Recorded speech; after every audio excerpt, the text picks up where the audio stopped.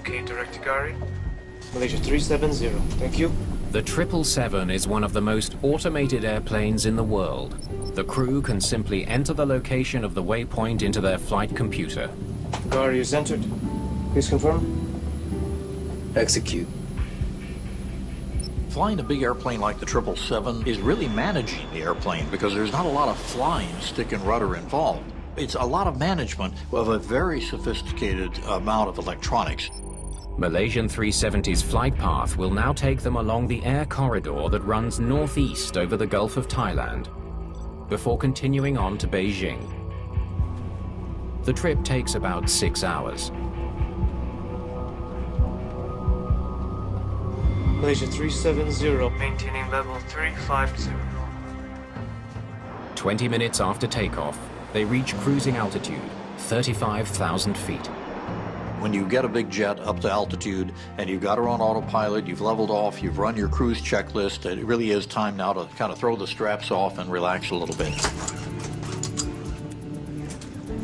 The crew will now monitor the autopilot until they're ready to land. Controllers in Kuala Lumpur will only track the plane while it's in Malaysian airspace, about 20 minutes more. As the plane crosses the Gulf of Thailand, controllers in Vietnam will take over.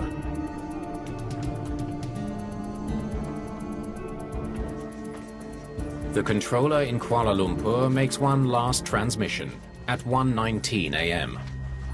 370, contact Ho Chi Minh, 120.9. Good night. Good night, Malaysia 370. When we found out what was said from the cockpit of Malaysian Flight 370, it was perfectly routine, absolutely boilerplate. That's what airline pilots and flight controllers say to each other. The crew is expected to contact Vietnamese controllers in less than 1 minute.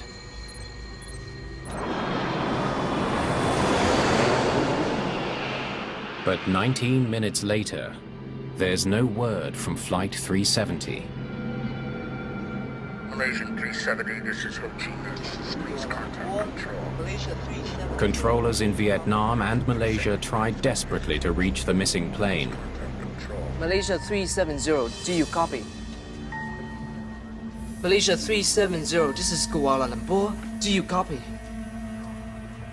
There's no response from the cockpit, and no sign of the plane on radar. Flight 370 has vanished without a trace.